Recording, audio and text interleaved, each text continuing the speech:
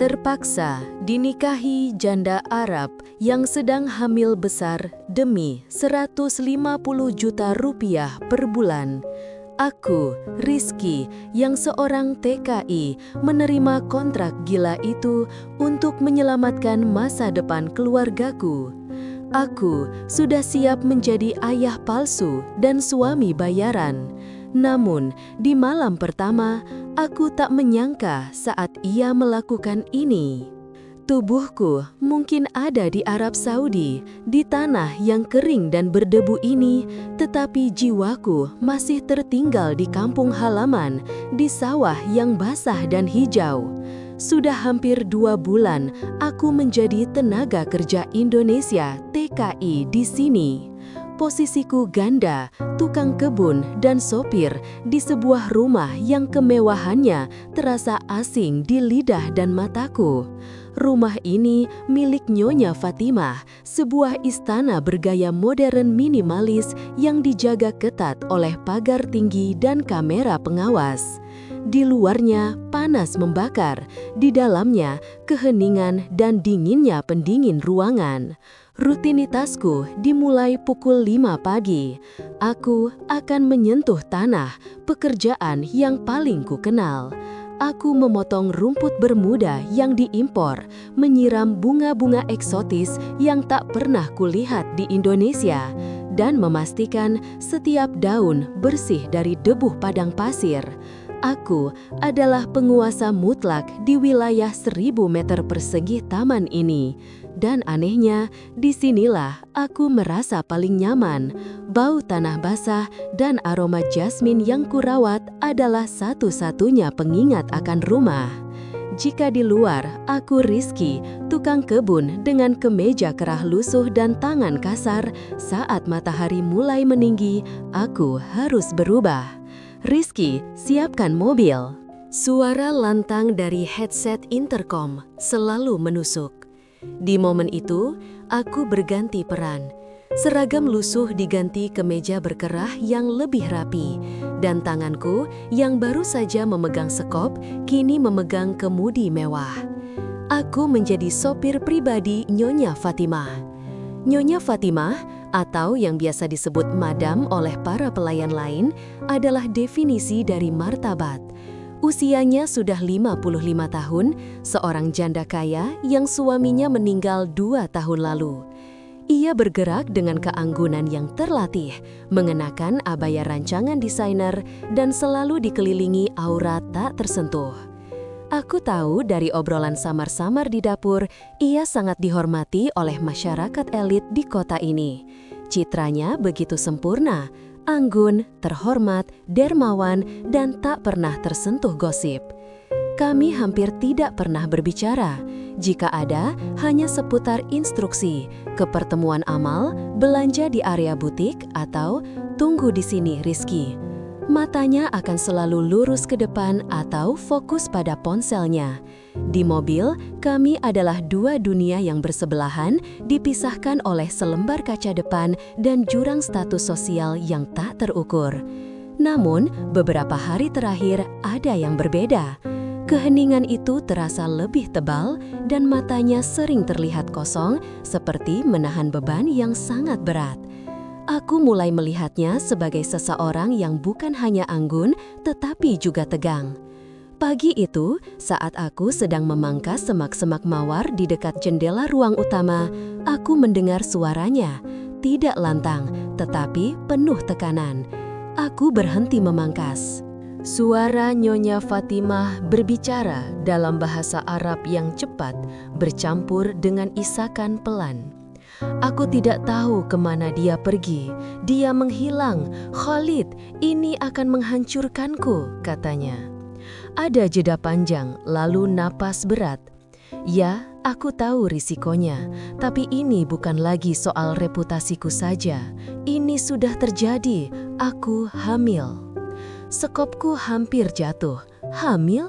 Nyonya Fatimah yang agung, janda kaya yang begitu dihormati. Misteri itu langsung menyelimutiku seperti debu gurun. Siapa dia? Siapa Khalid? Dan bagaimana mungkin kehormatan setinggi langit itu kini terancam oleh sesuatu yang sangat mendasar dan manusiawi? Keheningan yang biasa ia ciptakan di sekelilingnya kini terasa seperti tembok rapuh yang siap runtuh kapan saja. Aku segera melanjutkan pekerjaanku, berpura-pura tuli. Aku tahu mendengar rahasia di rumah ini sama berbahayanya dengan menyentuh ular. Sore harinya, saat aku baru saja selesai membersihkan mobil, interkom berbunyi. Tapi kali ini suaranya berbeda. Suara Nyonya Fatimah terdengar pelan, hampir memohon. "Rizky, tinggalkan peralatanmu, segera temui aku di dalam, sekarang." Jantungku berdebar tak karuan. Ini pertama kalinya ia memintaku masuk ke dalam tanpa alasan mengemudi atau pekerjaan rumah tangga. Aku melepaskan sarung tangan kerjaku. Aku tahu apapun yang akan dikatakannya, itu akan mengubah hidupku, entah menjadi sangat baik atau sangat buruk. Aku melangkah dari teras yang panas, memasuki ruang tamu yang dingin, menuju takdir yang tidak pernah kubayangkan. Aku berdiri di ambang ruang tamu utama. Ruangan yang selama ini hanya kuintip dari kejauhan. Marmernya mengilap, perabotan dari Italia, dan seni kaligrafi emas menghiasi dinding. Aku merasa sekotor sepatu kerjaku di tengah kemegahan ini. Nyonya Fatimah duduk di sofa beludru, bukan dengan keanggunan seorang ratu, melainkan dengan ketegangan seorang tahanan. Ia tidak mengenakan abaya, hanya pakaian rumahan yang mahal. Dan tanpa riasan, ia terlihat rapuh. Kerutan di sekitar matanya yang selama ini tertutup eyeliner tebal terlihat jelas, dan matanya merah bekas tangisan. "Duduk, Rizky," katanya, suaranya serak. Ia menunjuk kursi tunggal di seberangnya. Aku duduk kaku di ujung kursi, tanganku saling meremas. Kami duduk dalam keheningan yang panjang. Hanya suara detak jam dinding kuno yang mengisi ruangan. "Aku tahu kau mungkin mendengar sesuatu pagi ini."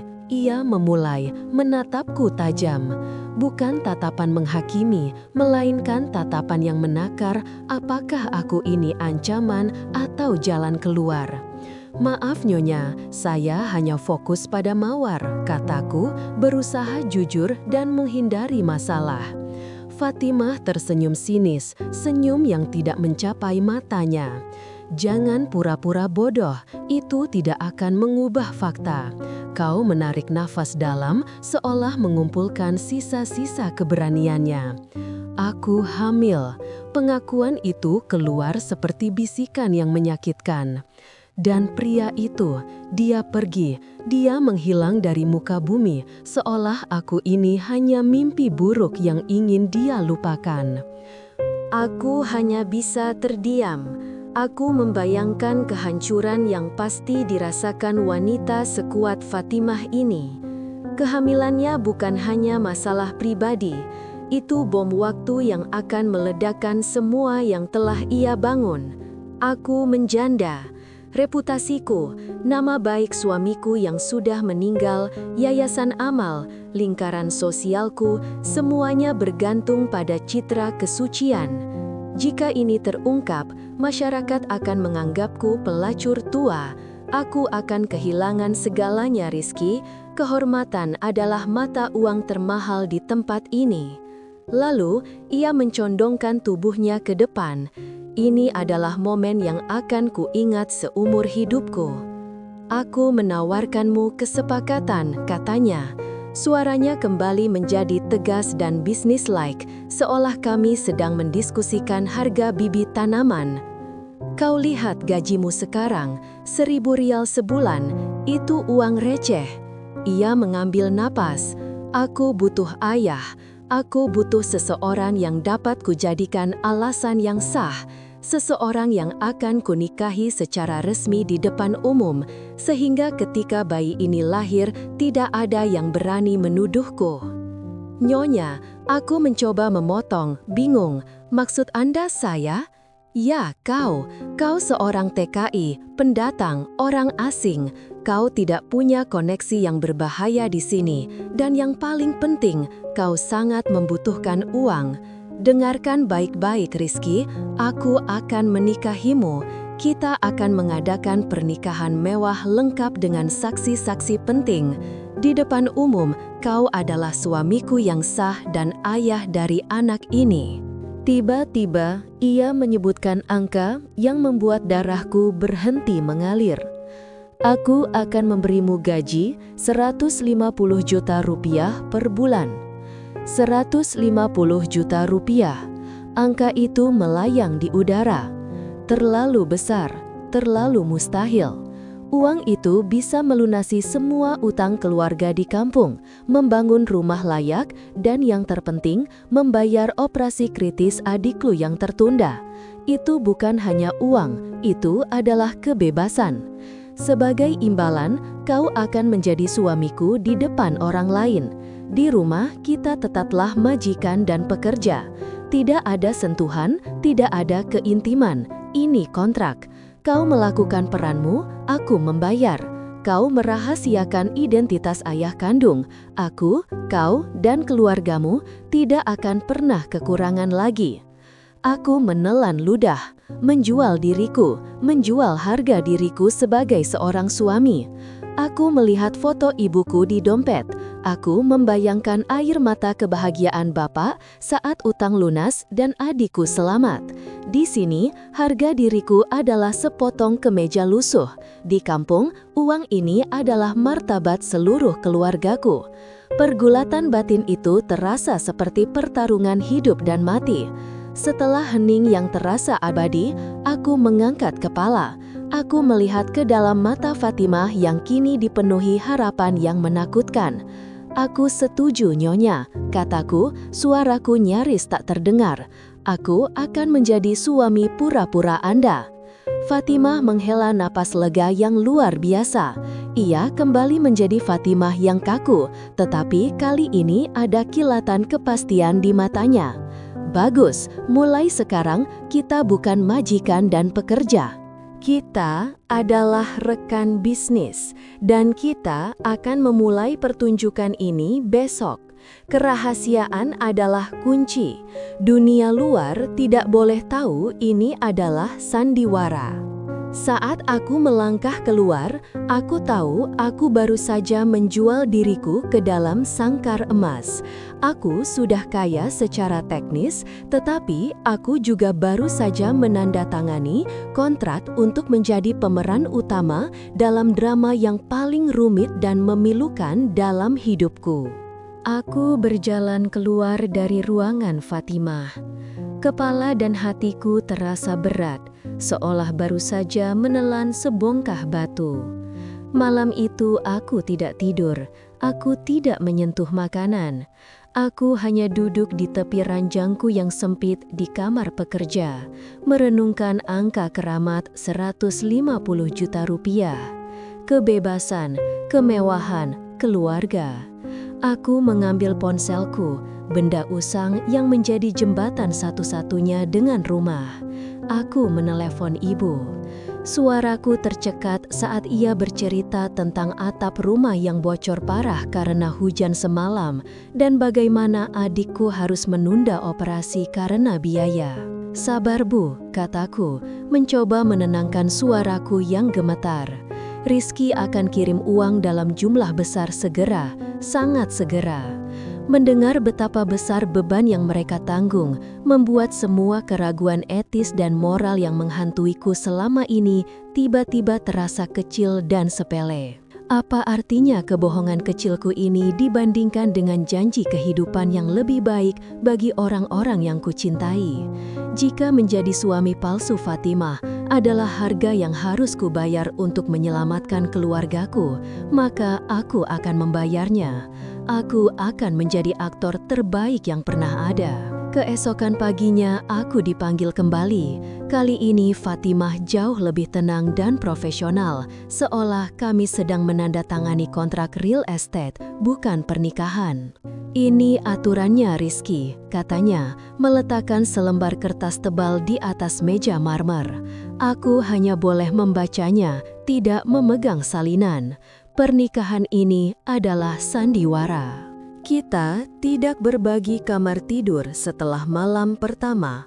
Kau memiliki akses ke semua yang kau butuhkan, pakaian, mobil, kartu kredit untuk kebutuhan peranmu.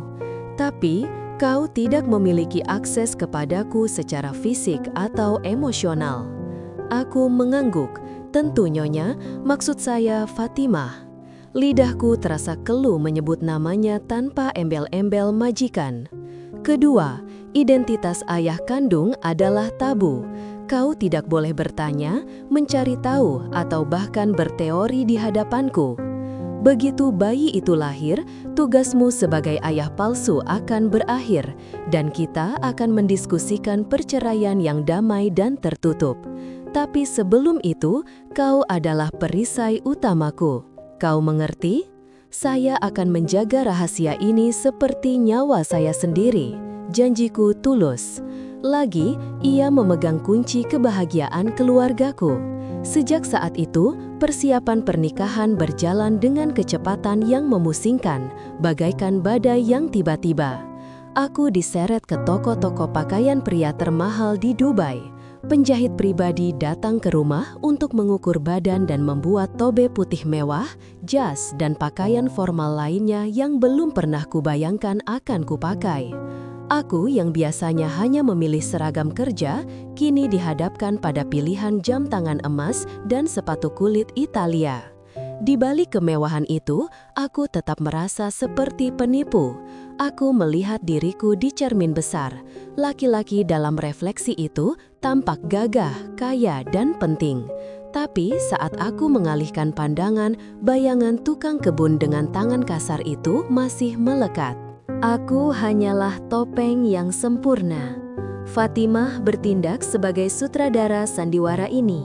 Dia mengajariku tentang etika sosialita, cara berbicara di depan umum, cara menggandeng tangannya dengan kasih sayang di depan kamera, dan yang terpenting, ekspresi mata. "Ingat, Rizky," katanya saat kami berlatih di ruang makan, "tatapanmu harus meyakinkan. Bukan tatapan seorang pekerja yang takut, tapi tatapan seorang suami yang memuja. Kau harus terlihat bangga padaku." Aku mencoba mempraktikannya. Aku menatapnya. Mata kami bertemu. Aku melihat kerapuhan di matanya yang kembali ditutupi lapisan es. Untuk sesaat, aku melihat bukan Fatimah yang angkuh, melainkan wanita kesepian yang ketakutan. Persiapan mencapai puncaknya pada malam sebelum akad. Pesta digelar untuk para tamu yang datang dari berbagai negara Timur Tengah. Aku berdiri di kamarku yang baru, jauh lebih besar dan mewah, sendirian.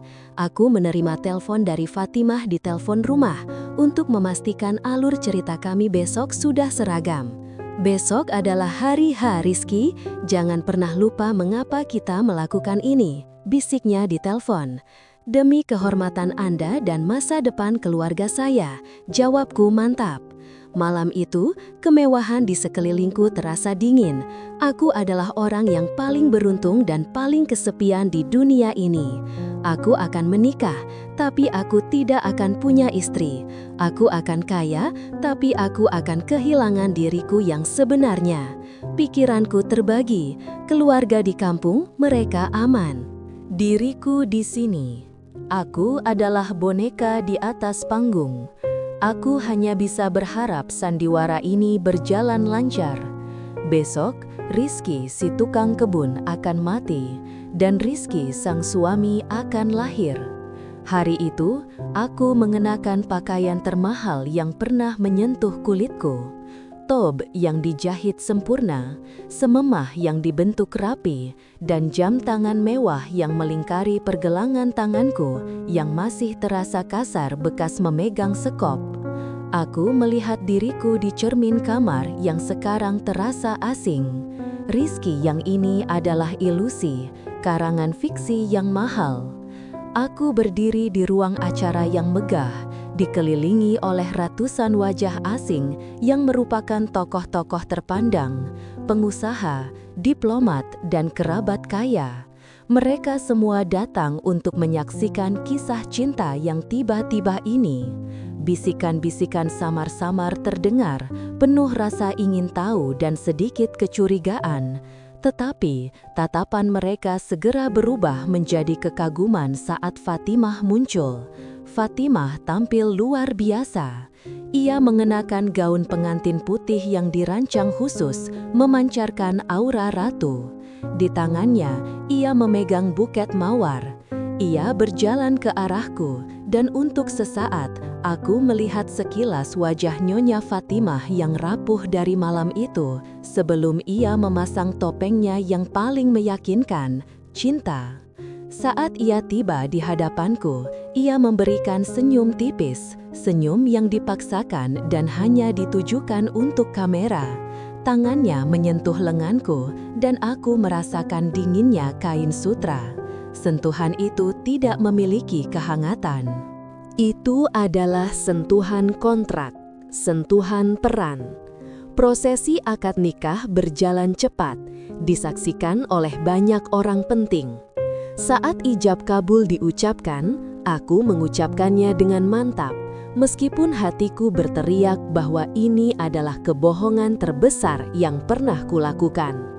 Aku bukan hanya menikahi wanita ini, aku menikahi kehormatannya dan status sosialnya. Aku adalah wali dari rahasia besarnya. Tiba saatnya untuk perayaan. Aku harus memainkan peran suami yang sedang dilanda asmara. Pegang tangannya Rizky, lebih lembut, lebih lama. Bisikku pada diri sendiri. Aku menggandeng tangan Fatimah, berjalan melewati barisan tamu. Fatimah berpegangan padaku dengan erat, bukan karena sayang, melainkan karena butuh ditopang. Aku menyadari betapa ringkih tubuhnya di balik lapisan kain mewah itu. Ia tersenyum, mengangguk, menyapa dengan nama-nama Arab yang tidak pernah kuhafal. Kami adalah pasangan sempurna di mata publik. Seorang wanita tua dengan perhiasan berkilauan mendekati kami. "Selamat sayang, kalian sungguh serasi. Aku tidak menyangka Fatimah menemukan cinta lagi secepat ini," katanya, matanya menyipit penuh spekulasi. Fatimah merespons dengan manis. "Alhamdulillah Bibi Samira, Rizky adalah berkah yang tak terduga dalam hidupku. Ia membawa kebahagiaan dan kepastian." Aku harus menimpali. Aku memandang Fatimah, memaksa tatapan kagum yang sudah kami latih. Fatimah adalah wanita yang luar biasa. Saya sangat beruntung bisa bersamanya, kataku. Suaraku terdengar meyakinkan. Terlalu meyakinkan mungkin. Di tengah kerumunan, aku tiba-tiba merasakan pembelahan diri yang sangat jelas. Aku Rizky, tukang kebun dari Indonesia yang kini berdiri di tengah pesta orang-orang penting yang bahkan tidak tahu namaku yang sebenarnya.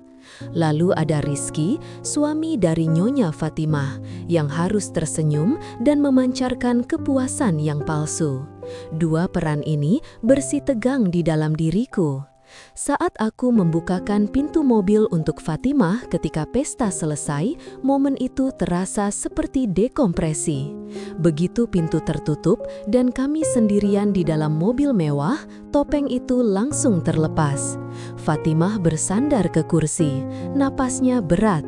Ekspresi kebahagiaan di wajahnya menghilang sepenuhnya, digantikan oleh kelelahan yang mencekam. "Kau melakukannya dengan baik, Rizky," katanya tanpa menoleh.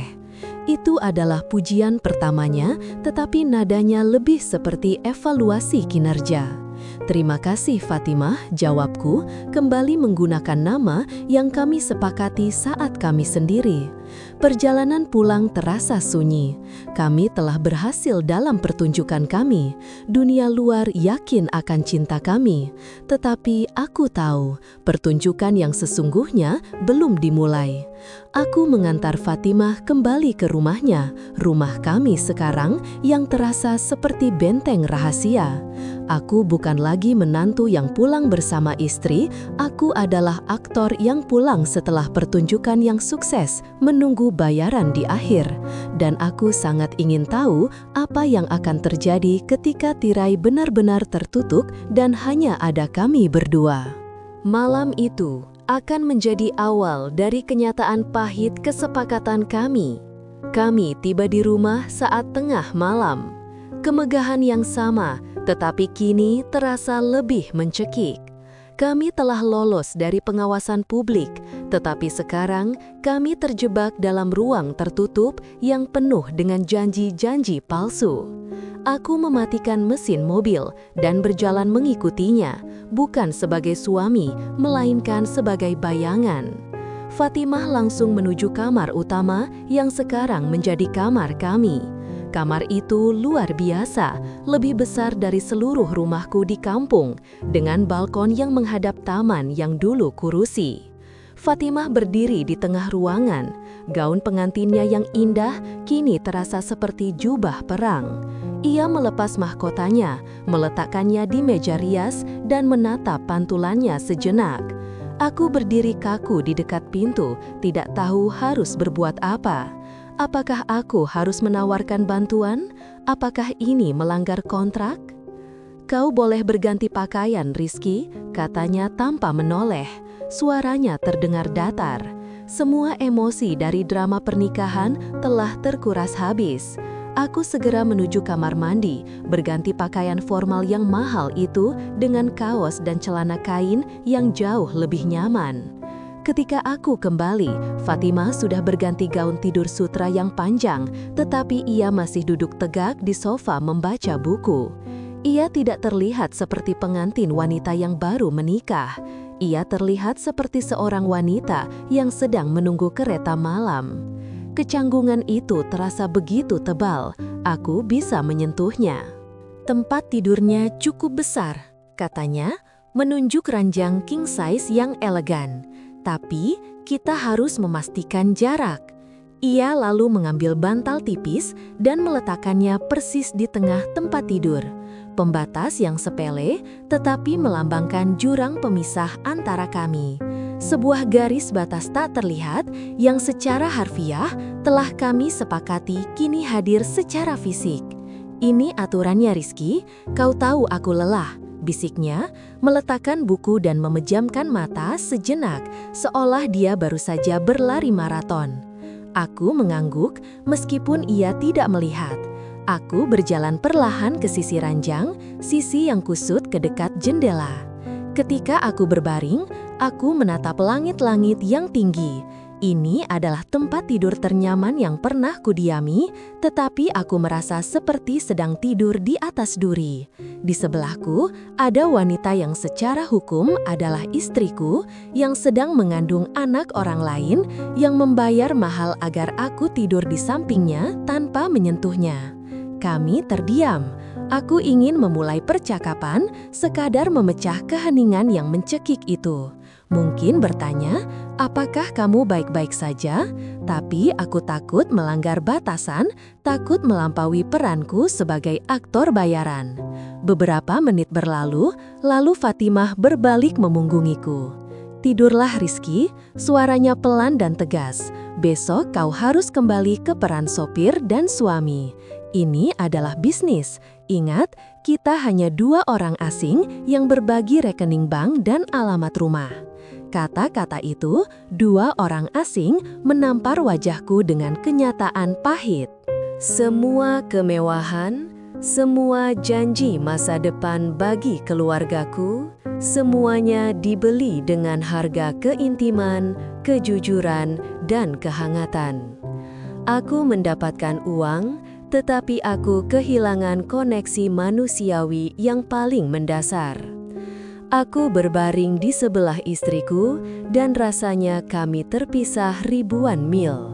Tidak ada obrolan mesra, tidak ada sentuhan tangan, tidak ada kehangatan yang seharusnya ada pada malam pertama.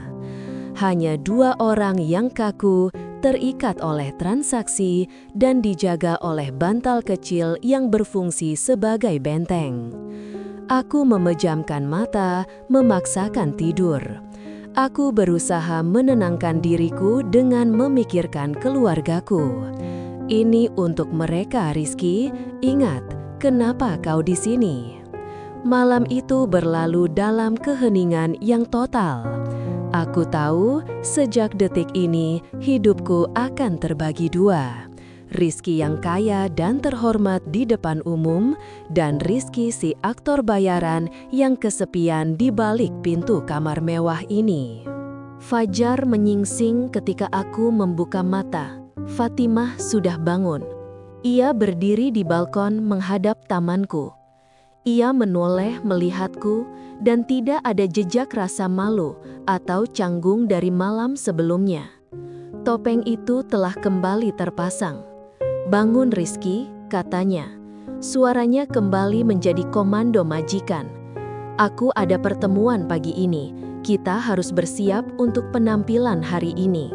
Pagi setelah malam pernikahan yang dingin itu, kehidupan kami kembali ke titik nol, atau lebih tepatnya, ke rutinitas ganda yang absurd. Aku tetap harus memainkan peran, namun di balik dinding rumah yang tertutup, Rizky adalah pekerja, dan di depan publik, aku adalah suami. Hari dimulai dengan aku menyelinap keluar dari kamar mewah, berhati-hati agar tidak membangunkan Fatimah. Aku langsung menuju kamar mandi terpisah dan berganti pakaian. Bukan kemeja mahal, melainkan seragam kerja lama yang berbau tanah dan keringat. Pukul 6 pagi, aku sudah berada di taman. Aku memegang selang air, menyiram hamparan rumput yang hijau. Sentuhan pada sekop, pada pemotong rumput, dan pada tanah basah terasa seperti terapi. Disinilah, di tengah suara gemerisik daun dan aroma pupuk, aku bisa menjadi diriku sendiri. Rizky si tukang kebun, pria yang mencari rezeki dengan keringat murni. Disinilah, tidak ada peran yang harus kuperankan, tidak ada senyum palsu yang harus kuukir. Aku bisa membiarkan tanganku kasar dan pikiranku bebas. Tapi ironisnya, sekarang aku adalah seorang suami milioner yang sedang menyiram tamannya sendiri. Pelayan lain yang dulunya adalah rekanku, kini menatapku dengan tatapan campuran, hormat, bingung, dan iri. Mereka tidak tahu aku masih mendapat gaji mingguan untuk pekerjaan ini, sekedar uang saku. Sementara gaji utama 150 juta rupiah itu adalah bayaran untuk sandiwara yang tak terlihat. "Rizky, kau tidak perlu melakukan ini lagi," kata Said, pelayan senior suatu pagi. "Kau kan suaminya Nyonya Besar sekarang." Aku hanya tersenyum kaku. "Aku suka berkeringat, Said. Aku tidak suka jadi pengangguran." Pada pukul 10 pagi, transisi dimulai. Aku mandi, mengenakan pakaian mahal, dan berdiri tegak di samping mobil mewah. Peran tukang kebun disimpan rapat, dan peran suami pura-pura diaktifkan. "Siapkan mobil, Rizky. Aku harus menemui pengacara suamiku, Komando Fatimah." Saat kami keluar rumah, semuanya berubah total. Aku harus membukakan pintu mobil untuknya, menahan pintunya sampai ia duduk dengan anggun.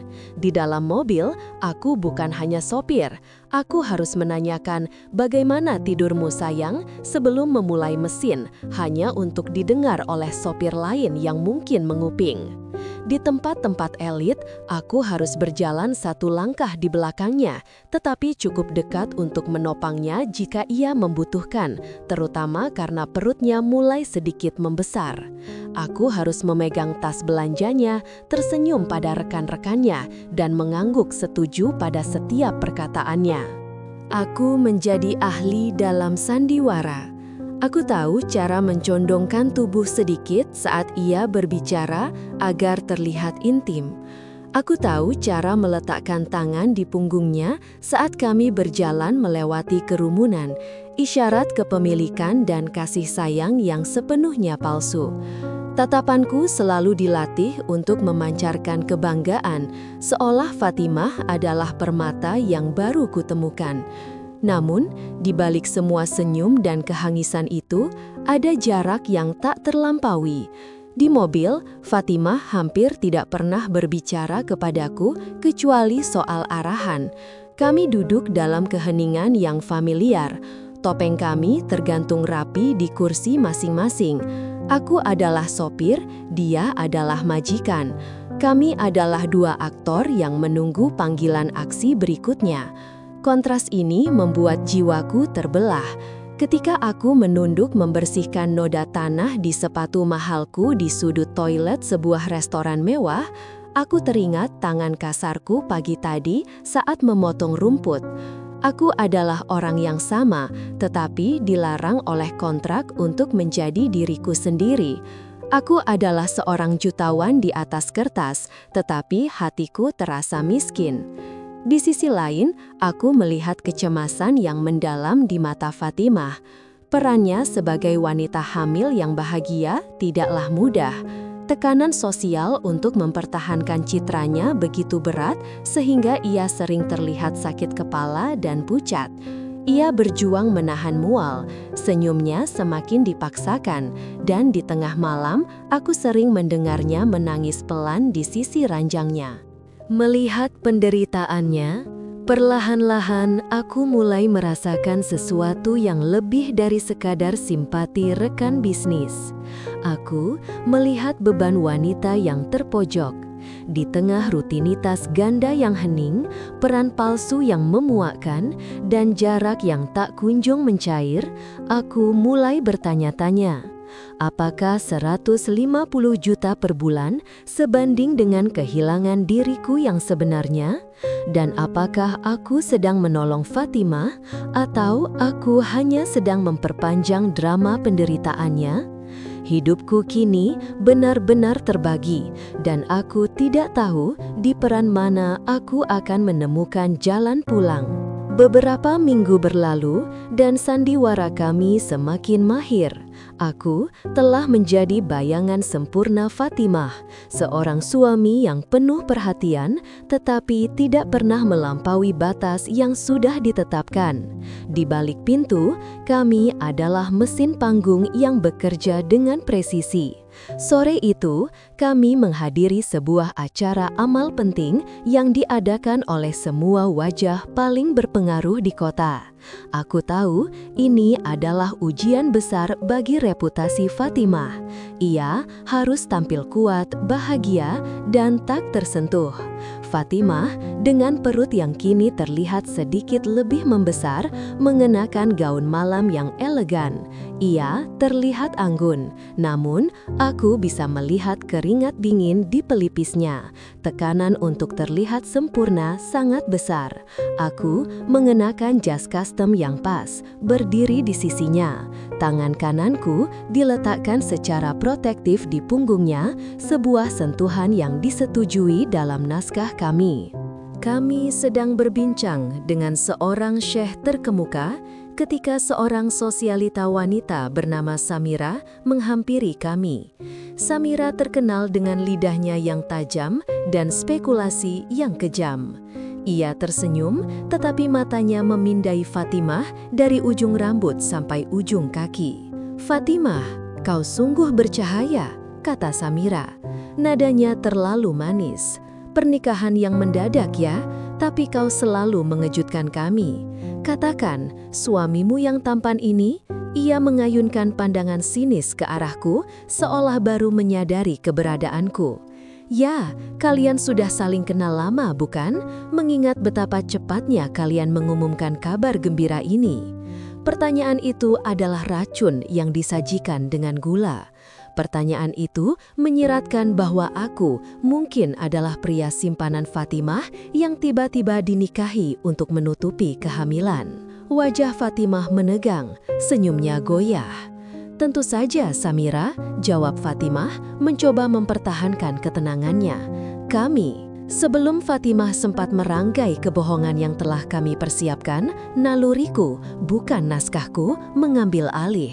Aku merasakan dorongan kuat untuk melindungi wanita rapuh di sampingku ini. Aku merasa muak dengan permainan licik para elit yang hanya peduli pada gosip. Aku melangkah maju sedikit, membiarkan tanganku menggenggam tangan Fatimah yang gemetar. Ya, kami saling mengenal cukup lama, kataku. Suaraku rendah dan tegas menarik perhatian semua orang di dekat kami. Aku berbicara dalam bahasa Arab baku, mengejutkan Samira yang mungkin mengira aku hanya bisa berbahasa Indonesia. Namun, cinta tidak mengenal waktu, Nyonya Samira. Ketika saya melihat Fatimah, saya melihat bukan hanya kemewahan yang Anda lihat. Saya melihat kebaikan hatinya, kekuatan jiwanya, dan kerinduan untuk kembali merasa dicintai setelah kehilangan besar. Ketika cinta itu mengetuk, Anda tidak menundanya, Anda menyambutnya. Aku menoleh ke Fatimah, dan kali ini tatapan di mataku tidak dipaksakan. Aku benar-benar merasa bangga karena aku telah membelanya. Kami tahu apa yang orang bicarakan, lanjutku. Tatapanku kembali tajam ke Samira, tapi bagi kami yang terpenting adalah kebahagiaan kami, dan saya sebagai suaminya berjanji untuk menjaga kehormatan Fatimah dan anak kami lebih dari nyawa saya sendiri. Samira terdiam. Ekspresi terkejut di wajahnya jelas menunjukkan bahwa ia tidak menyangka si suami baru yang dianggapnya orang asing ini akan membela diri dengan begitu tulus dan berani. Ia hanya bisa tersenyum palsu dan bergegas pergi karena pertanyaannya telah dijawab dengan keharmonisan yang sangat meyakinkan. Ketika Samira sudah jauh, Fatimah perlahan menarik tangannya dari genggamanku. Ia tidak langsung berbicara. Kami berdiri berdampingan di tengah kerumunan yang kembali berbincang. "Kenapa kau mengatakan itu?" bisiknya. Suaranya mengandung campuran kejutan dan sesuatu yang lain, kekaguman. "Itu adalah yang Anda butuhkan untuk didengar publik, Fatimah," jawabku, mencoba kembali ke mode aktor. "Tidak," katanya. Kali ini ia menoleh dan menatapku lurus. "Itu melebihi naskah. Kata-katamu terdengar nyata. Kau bahkan menyebut kebaikan hatiku." Ada sedikit kebingungan dalam matanya. Malam itu, sesuatu telah bergeser. Dalam pertarungan mempertahankan citra Fatimah, aku tidak lagi hanya menjalankan kontrak. Aku telah secara naluriah melindungi seorang wanita yang kulihat terancam. Dan dalam prosesnya, aku telah menunjukkan padanya sekilas kejujuran Rizky, si tukang kebun yang tersembunyi di balik jas mahal.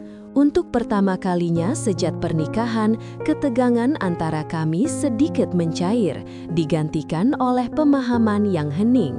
Kedekatan yang kami tunjukkan di depan publik kali ini, meskipun dipicu oleh sandiwara, terasa lebih dekat dengan kebenaran emosional daripada yang kami berdua duga. Setelah insiden dengan Samira, ada perubahan halus dalam dinamika kami. Fatimah menjadi sedikit lebih lunak, sedikit kurang seperti komandan. Di mobil, keheningan kami terkadang dipecah oleh pertanyaan kecil darinya, seperti, "Bagaimana keluargamu di sana?" Atau, "Apakah kau suka mawar Damaskus itu?" Meskipun interaksi itu singkat dan canggung, rasanya seperti ia mengakui keberadaanku sebagai manusia, bukan hanya sebagai perisai berjalan. Namun, ketenangan itu tidak bertahan lama. Satu sore, saat aku sedang mengatur dokumen pengiriman barang di ruang kerja, aku mendengar suara kaca pecah yang teredam dari taman. Aku bergegas keluar dan melihat Fatimah berdiri di dekat kolam, menatap lantai dengan ekspresi terkejut yang parah. Di lantai marmer, tergeletak sebungkus batu kecil yang dibungkus kain hitam. Di dalam kain itu, ada secarik kertas dilipat. "Ada apa, Fatimah?" tanyaku, bergegas mendekat. Ia menepis tanganku ketika aku hendak mengambil bungkusan itu. "Jangan sentuh," teriaknya. Suaranya mengandung histeria yang belum pernah kudengar darinya. Aku mundur terkejut. Fatimah mengambil kertas itu dengan tangan gemetar dan membukanya. Matanya memindai tulisan di kertas itu. Semakin lama ia membaca, semakin pucat wajahnya, seolah semua darah telah meninggalkan kepalanya. "Rizky," bisiknya, menatapku dengan mata yang penuh ketakutan. "Aku tidak pernah memberitahu siapapun, tidak ada, hanya kau dan aku yang tahu." "Tahu apa isinya, Fatimah?" Aku melangkah maju lagi. Kali ini, aku tidak bisa hanya berdiri diam. Ia meremas kertas itu hingga kusut.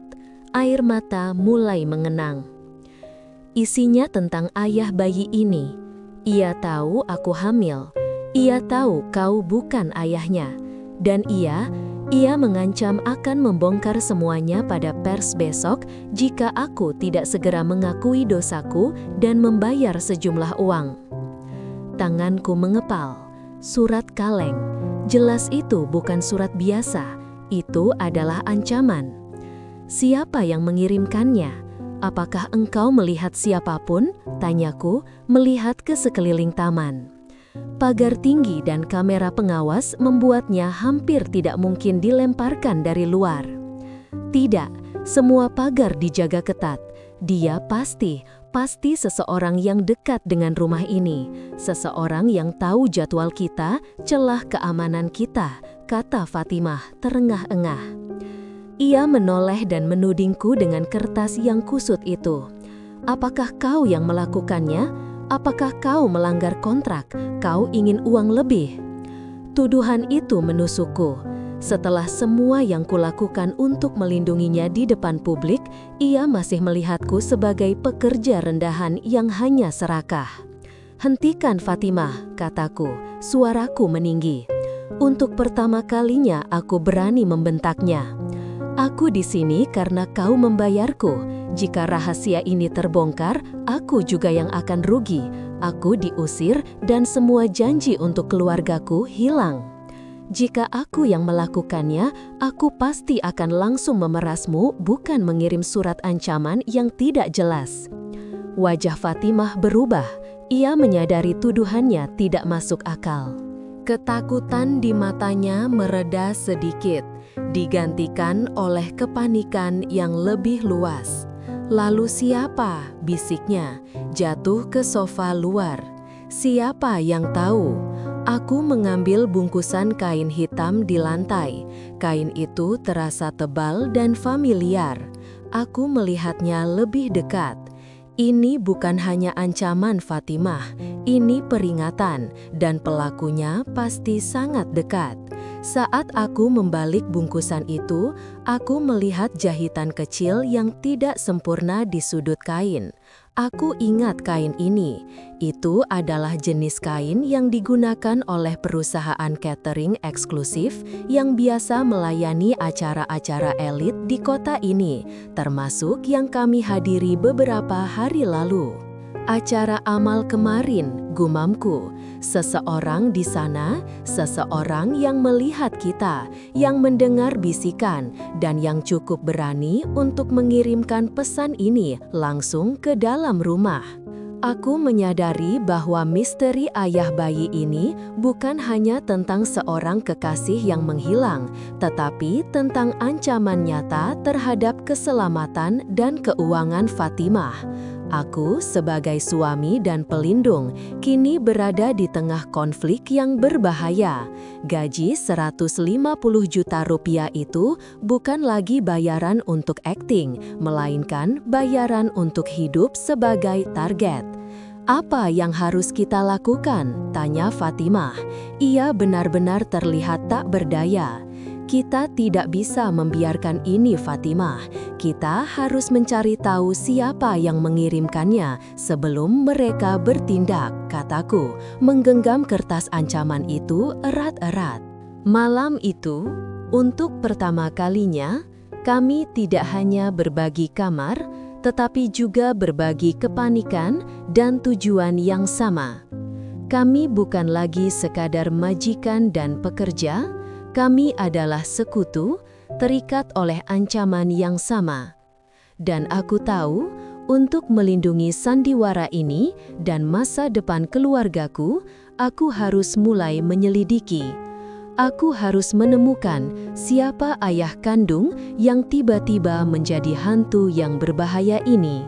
Setelah surat ancaman itu, rumah terasa seperti medan perang. Fatimah tidak bisa tidur. Aku juga.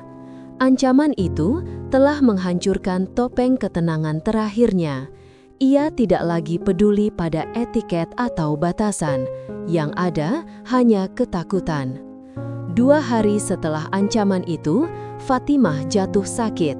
Kehamilan, stres ekstrim, dan ketakutan akan pemerasan membuatnya demam tinggi. Dokter pribadi datang, memberi suntikan, dan memerintahkannya untuk istirahat total.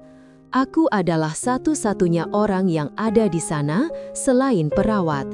Yang datang sebentar, peran suami pura-pura tiba-tiba menjadi suami nyata. Aku harus merawatnya. Aku masuk ke kamar kami. Fatimah terbaring di tempat tidur, tampak kecil dan rapuh di bawah selimut mahal. Wajahnya pucat, keringat membasahi rambutnya. Ia tidak lagi terlihat seperti Fatimah yang agung, melainkan hanya seorang wanita sakit berusia 55 tahun. Aku duduk di tepi ranjang, aku mengambil handuk kecil, membasahinya dengan air hangat, dan mulai mengompres dahinya. Ia membuka mata sejenak, menatapku. Tidak ada rasa malu atau komando, hanya penerimaan yang lelah. "Kau tidak perlu melakukan ini, Rizky," bisiknya, suaranya lemah. "Kau bisa memanggil perawat. Perawat ada jadwalnya, Fatimah." "Aku ada di sini," jawabku pelan. Aku tetap mengompresnya. Keheningan yang terjadi terasa berbeda dari biasanya. Itu bukan keheningan transaksi atau kecanggungan. Itu adalah keheningan karena kelelahan, keheningan yang mengundang kejujuran. Setelah beberapa saat, Fatimah menarik nafas dalam. "Kau pasti berpikir aku bodoh ya? Kenapa saya harus berpikir begitu? Menjalin hubungan seperti itu, kehilangan kendali, mempertaruhkan segalanya hanya karena kesepian." Matanya terpejam. Aku berhenti mengompresnya. Aku ingin tahu mengapa Fatimah melakukannya. Air matanya menetes di pelipis. "Sejak suamiku meninggal, semua orang hanya melihatku sebagai monumen. Monumen kekayaan, monumen kesucian. Tidak ada yang melihatku sebagai wanita yang kesepian, yang merindukan sentuhan, atau sekadar obrolan yang tulus." "Lalu dia datang?" tanyaku. "Ya, dia muda, berbeda. Dia membuatku merasa hidup. Dia tidak melihatku sebagai Madam Fatimah yang dermawan. Dia melihatku sebagai wanita biasa. Itu yang kurindukan. Aku tahu itu salah, itu bodoh, tapi itu terjadi." Ia terdiam sejenak, dan sekarang penyesalannya sebanding dengan kehormatan yang ia risikokan. Aku mendengarkan, dan hatiku terasa teriris. Aku menyadari betapa mahalnya harga dari citra sempurna yang ia pertahankan. Wanita yang membayar 150 juta rupiah per bulan untuk menutupi kehamilan ini ternyata hanya seorang manusia yang kesepian dan mencari kehangatan. Aku meletakkan handuk di mangkuk. Aku tidak menyentuhnya, tetapi aku berbicara dengan suara yang paling jujur. "Semua orang melakukan kesalahan, Fatimah, tapi Anda tidak sendirian sekarang. Saya akan membantu Anda melewati ini." Aku tidak mengatakan itu karena kontrak.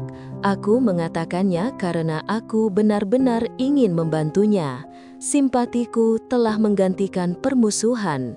Fatimah membuka mata dan menatapku lama. Di matanya, aku melihat refleksi diriku yang tulus. Itu adalah tatapan yang tidak pernah kuterima dari majikanku, tetapi dari seorang sekutu yang setara. "Terima kasih, Rizky," bisiknya, suaranya dipenuhi rasa terima kasih yang mendalam. Kau adalah pria baik." Malam itu kami berbagi keintiman yang sesungguhnya, bukan fisik, melainkan keintiman emosional. Kami berbicara banyak tentang ketakutannya akan pemeras, tentang kekhawatirannya akan anak yang akan lahir, dan tentang bebannya sebagai janda kaya. Aku bercerita tentang mimpi-mimpi sederhanaku untuk keluargaku di Indonesia. Kami masih tidur di ranjang yang sama dengan bantal pemisah di tengahnya. Tetapi kali ini, jarak fisik itu terasa tidak relevan. Ada benang tak terlihat yang terajut di antara kami, pemahaman, pengakuan, dan kepercayaan. Aku menyadari kontrak kami sudah lama beralih dari transaksi uang menjadi aliansi yang rumit. Aku harus melindungi Fatimah bukan hanya karena uang, tetapi karena aku telah melihat kerapuhan di baliknya. Dan untuk melindunginya, aku harus segera mengungkap siapa pengirim ancaman itu. Ini bukan lagi sekadar sandiwara, ini adalah misi pribadiku. Setelah malam pengakuan emosional itu, aku tahu waktunya untuk berhenti menjadi tukang kebun dan suami palsu. Sekarang, aku adalah seorang detektif. Taruhannya terlalu tinggi. Jika si pemeras berhasil, kehormatan Fatimah hancur dan masa depan keluargaku ikut ambruk. Fatimah, meski masih lemah, memberikan akses terbatas ke beberapa barang pribadi pria yang menghilang itu. Beberapa pesan teks lama yang sudah ia hapus, tetapi sempat ia screenshot. Dan yang paling penting, sebuah kartu nama yang tampak biasa saja. Pesan-pesan itu tidak banyak membantu, penuh dengan janji manis dan janji bertemu rahasia. Yang paling mencurigakan adalah kartu nama tersebut. Itu bukan kartu nama pacar rahasia, melainkan kartu nama seorang konsultan keuangan dengan nama Jamal Al-Hadi. Alamat kantornya berada di Gedung Pencakar Langit yang sama dengan kantor hukum mantan suami Fatimah. Dia bilang dia konsultan keuangan suamiku dulu, tapi sudah lama keluar. Jelas Fatimah lemah. Dia yang membantuku mengelola yayasan amal suamiku. Sebuah alarm berbunyi di kepalaku. Konsultan keuangan mantan suami. Ini berarti ia sudah berada dalam lingkaran Fatimah sejak lama. Ia tidak menghilang, ia hanya mengubah perannya. Fatimah, kau bilang dia pergi tanpa jejak? Apakah dia meninggalkan sesuatu? Fatimah berpikir keras, lalu matanya membelalak. Tunggu, ya, beberapa hari sebelum dia menghilang, dia terburu-buru mengambil barang-barangnya. Dia meninggalkan sebuah kunci kecil, kunci loker gymnya mungkin. Di mana kuncinya? Fatimah mengarahkan aku ke laci rahasia di kamar mandi. Di sana, tersembunyi di bawah perhiasan mahal, ada sebuah kunci perak kecil berukirkan angka dan inisial samar. Keesokan paginya, aku beraksi. Aku kembali mengenakan jas mahal, menyamar sebagai Rizky, suami kaya yang sedang menjalankan urusan penting. Aku mengantar Fatimah ke pertemuan sosial yang direncanakan untuk mempertahankan citra kami. Begitu ia sibuk, aku memberinya alasan pergi sebentar untuk mengambil dokumen penting. Aku menggunakan ponsel baruku untuk mencari inisial di kunci itu. Ternyata itu adalah kunci loker sebuah private club elit, klub yang sering dikunjungi oleh Jamal Al-Hadi. Aku pergi ke klub itu. Aku berpura-pura kehilangan kunciku sendiri dan setelah menyuap petugas loker yang kelelahan dengan segepok uang, aku berhasil mendapatkan akses ke loker Jamal dengan alasan verifikasi kunci. Ketika aku membuka loker itu, jantungku berdetak kencang.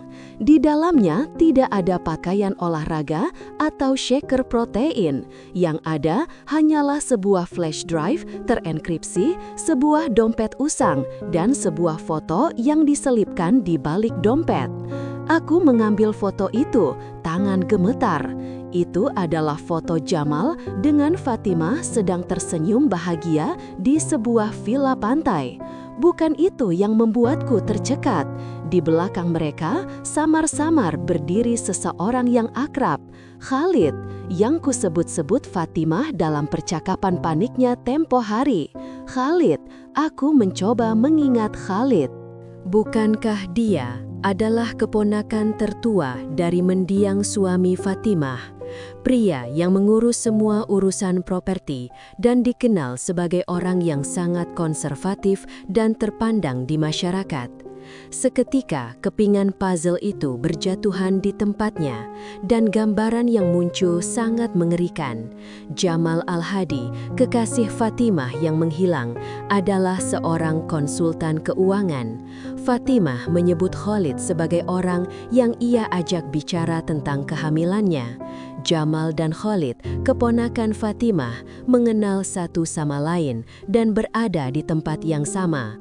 Ini bukan sekadar kekasih yang lari, ini adalah jaringan. Mungkinkah Jamal tidak kabur? Mungkinkah ia diancam oleh Khalid yang status sosialnya akan hancur jika skandal ini terungkap, atau yang mengincar warisan? Dan yang paling penting, siapa pemerasnya? Jamal yang kembali atau Khalid yang ingin menutupi jejaknya? Aku harus menghadapi Fatimah. Aku punya kunci yang jauh lebih penting daripada kunci loker, kunci kebenaran. Aku telah menemukan benang merah menuju pusat badai ini, dan aku tahu apapun yang ada di flash drive itu pasti akan mengungkap plot twist besar yang jauh lebih gelap daripada sekadar skandal asmara. Aku harus siap karena sandiwara kami baru saja berubah menjadi cerita kriminal. Aku kembali ke rumah dengan hati yang berdebar kencang. Aku membawa rahasia yang jauh lebih berat daripada kehamilan Fatimah, identitas pria yang menghilang, dan kemungkinan siapa pemerasnya. Aku segera masuk mencari Fatimah. Dia sedang berada di perpustakaan kecilnya.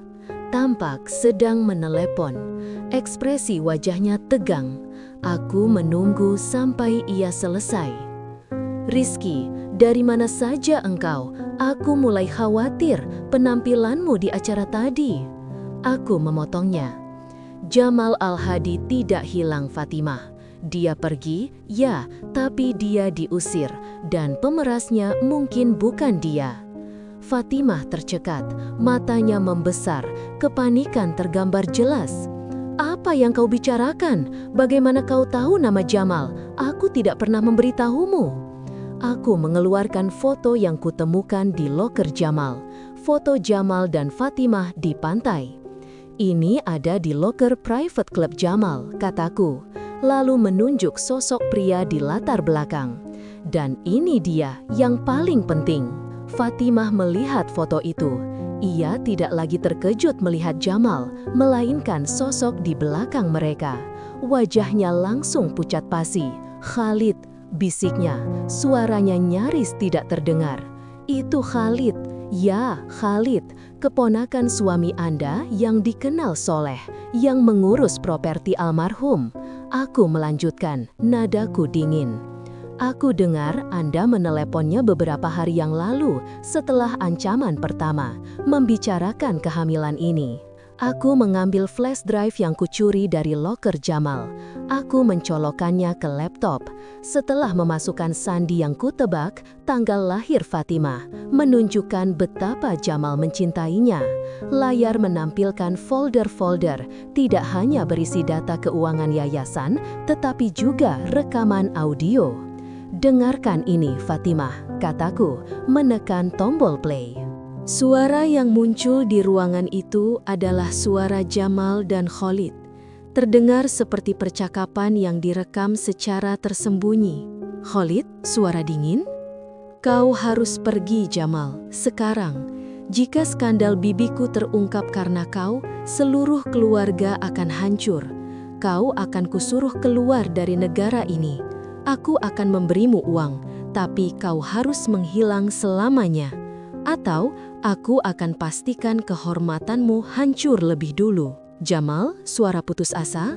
Tapi aku mencintainya, Khalid, dan dia sedang mengandung anakku. Aku akan menikahinya. Khalid tertawa sinis. Menikahi seorang janda kaya yang 30 tahun lebih tua? Jangan konyol. Anakmu tidak boleh lahir dengan nama kotor. Pergi sekarang.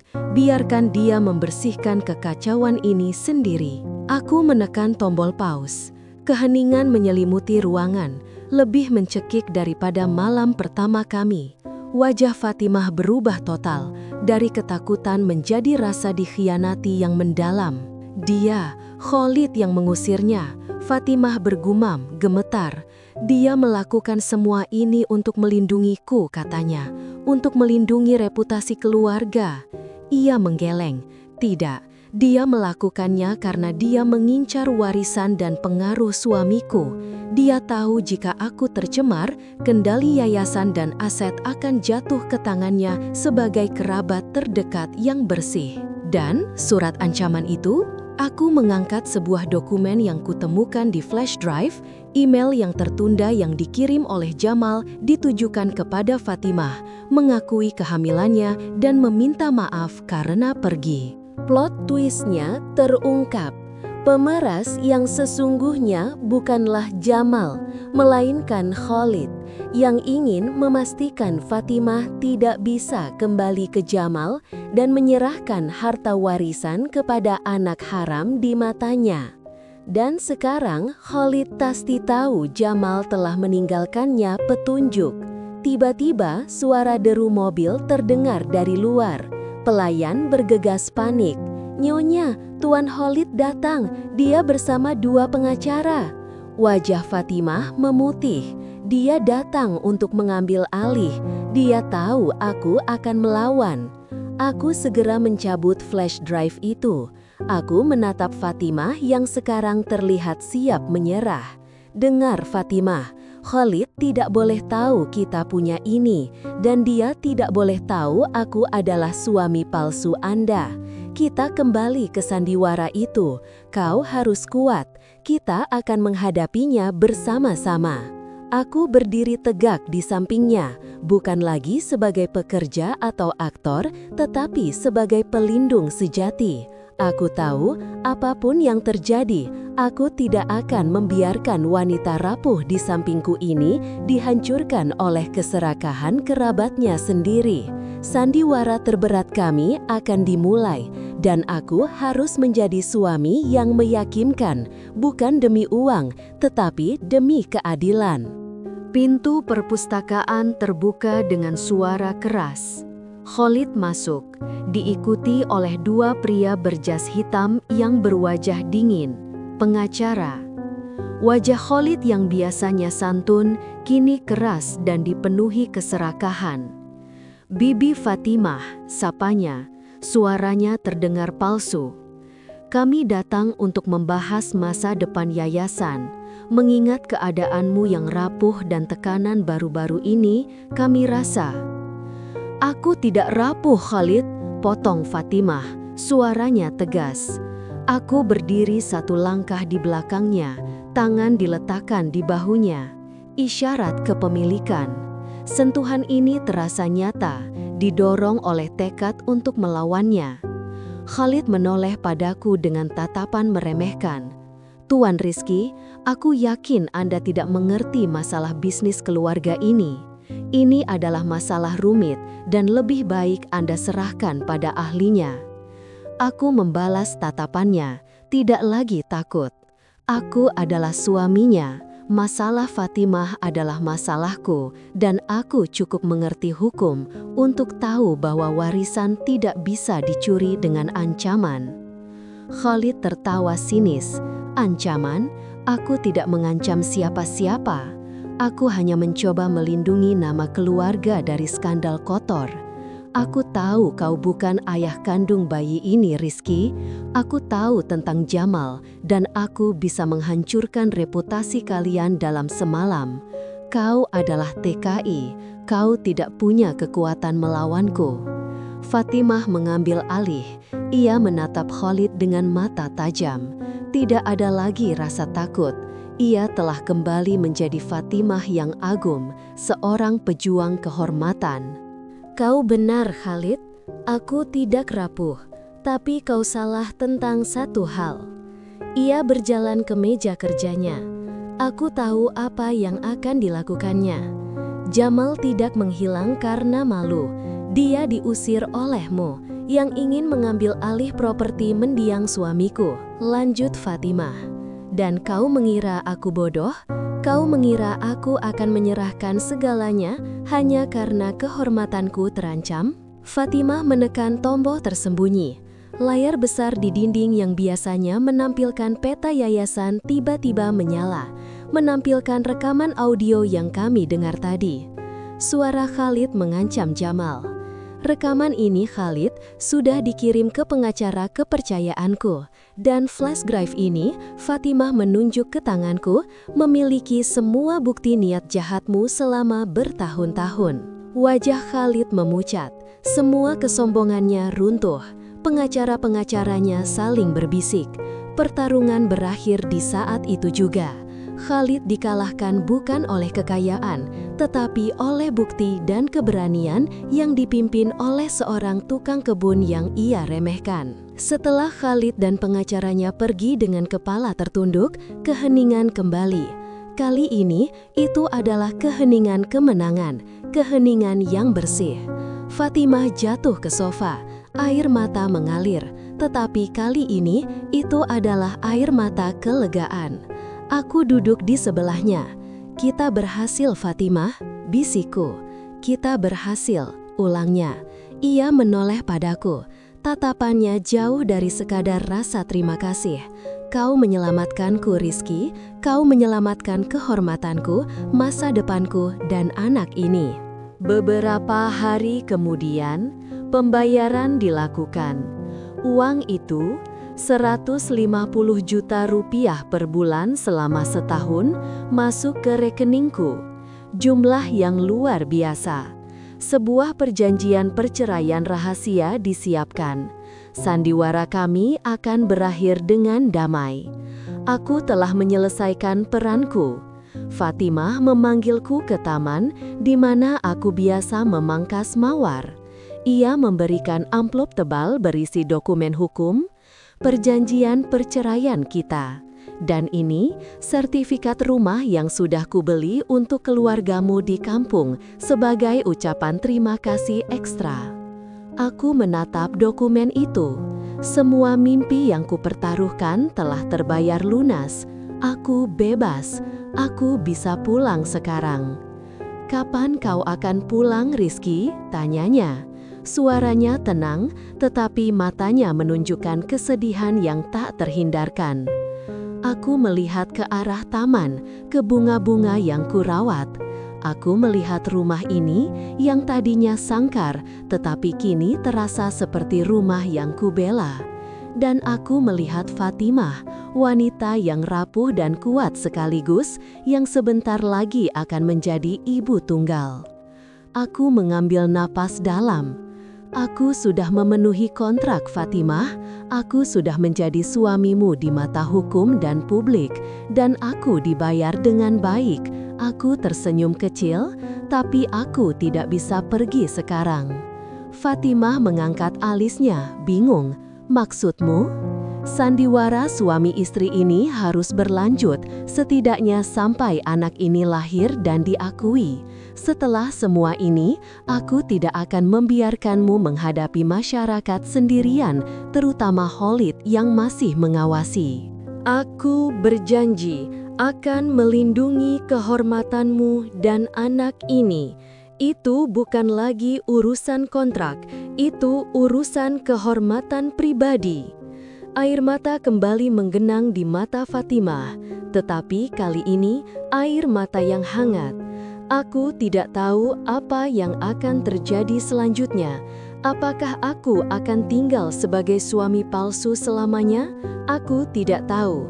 Tetapi aku tahu satu hal. Aku tidak lagi menjadi tukang kebun di balik tembok atau aktor. Aku telah menemukan keberanian, dan yang lebih penting, aku telah menemukan koneksi yang tulus dengan wanita di sampingku yang dimulai dari kebohongan. Aku mengambil tangan Fatimah dan menggenggamnya, sebuah sentuhan tanpa kontrak, tanpa peran. "Aku akan tinggal, Fatimah," kataku, suaraku mantap, "sampai kita berdua benar-benar siap untuk mengakhiri bab ini." Kami berdiri di bawah matahari sore, dua orang yang terikat oleh sandiwara yang berubah menjadi kebenaran. Sandiwara senyap itu telah berakhir, tetapi kini dimulai kisah baru. Kisah tentang dua orang asing yang menemukan tujuan dan harapan di tengah kekacauan.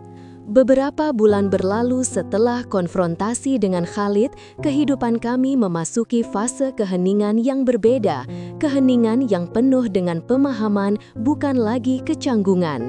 Aku tetap tinggal memainkan peran suami, tetapi kali ini itu bukan sandiwara yang melelahkan. Kami adalah tim, dua sekutu yang menunggu akhir dari sebuah babak.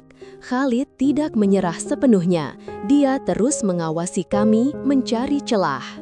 Tapi, setiap kali dia mencoba mendekat, aku berdiri tegak di samping Fatimah, perisai yang kokoh, berbekal rekaman audio yang kami simpan sebagai kartu truf.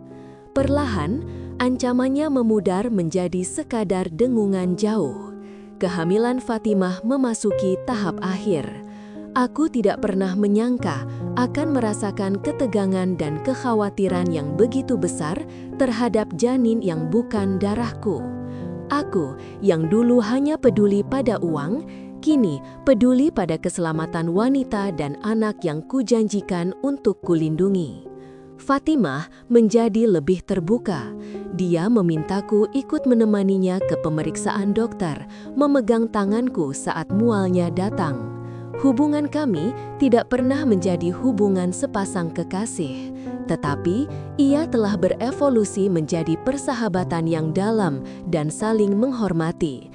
Ikatan yang jauh lebih jujur daripada yang kami miliki saat awal pernikahan. Aku ingat sebuah sore ketika ia duduk di tepi ranjang, mengusap perutnya yang besar dan menatapku dengan lembut. "Kau tahu, Rizky," katanya, "dulu aku takut setengah mati bayiku lahir dan harus disebut anak haram. Sekarang yang kutakutkan adalah bagaimana jika kau benar-benar pergi setelah ia lahir." "Aku sudah mendapatkan bayaranku, Fatimah. Aku sudah membantu keluargaku," jawabku, berusaha bersikap netral. "Ini bukan soal uang lagi," balasnya. Matanya menampakkan kejujuran yang menawan. "Kau adalah ayah di mata dunia, dan di mataku, kau adalah orang paling berani yang kutemui. Kau memberiku martabat kembali." Aku tidak menjawab, karena aku sendiri tidak tahu. Uang itu sudah aman. Aku bebas, tapi ada benang yang mengikatku di rumah ini. Hari yang kutakutkan dan kutunggu-tunggu tiba. Tengah malam, Fatimah mengalami kontraksi. Aku yang mengemudikan mobil membawa istri palsuku ke rumah sakit. Di ruang bersalin, aku memegang tangannya. Dia meremas tanganku kuat-kuat, berteriak dan menangis. Aku menyeka keringatnya, berbisik kata-kata penyemangat dalam bahasa Indonesia. Perawat dan dokter menatapku, si suami yang tampak begitu tegar dan penuh kasih. Beberapa jam kemudian, suara tangisan bayi memenuhi ruangan. Seorang bayi laki-laki lahir. Ketika perawat menyerahkan bayi itu, bayi yang bukan darahku, tapi yang harus kupalsukan, aku merasakan getaran emosional yang luar biasa. Dia kecil, merah, dan sempurna. Aku menyerahkannya pada Fatimah. Ia mendekapnya, air mata membasahi wajahnya. "Selamat datang sayang," bisiknya. Ia menoleh padaku. Senyumnya adalah senyum paling tulus yang pernah kulihat selama ini. "Lihat Rizky, anak kita di mata publik. Dia adalah anak kami, anak dari si tukang kebun yang beruntung."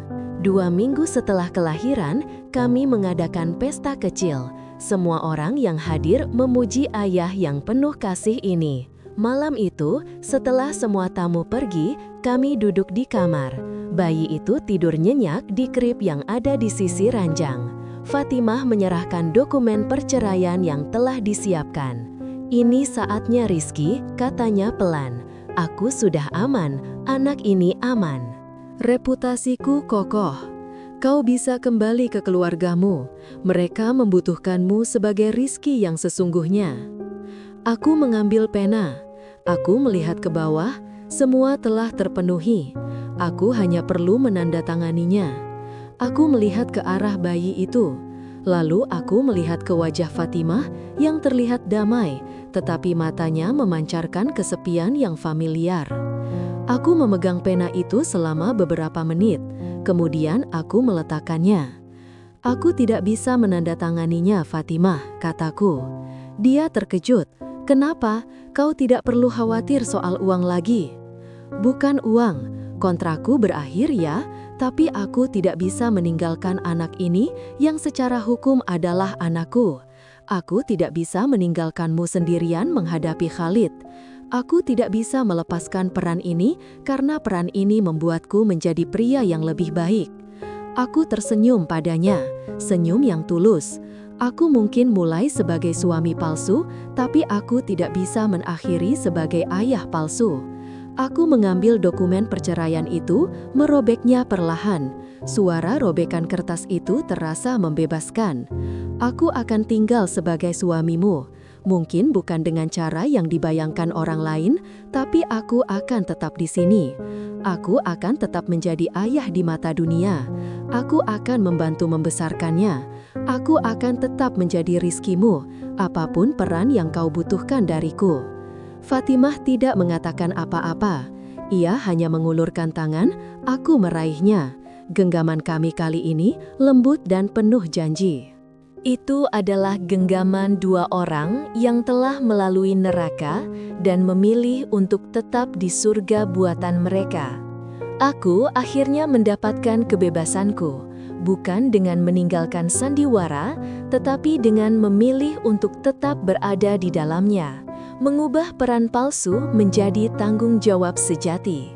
Atu Rizky, si tukang kebun, kini memulai kehidupan baru sebagai suami dan ayah dari sebuah rahasia yang paling kubanggakan.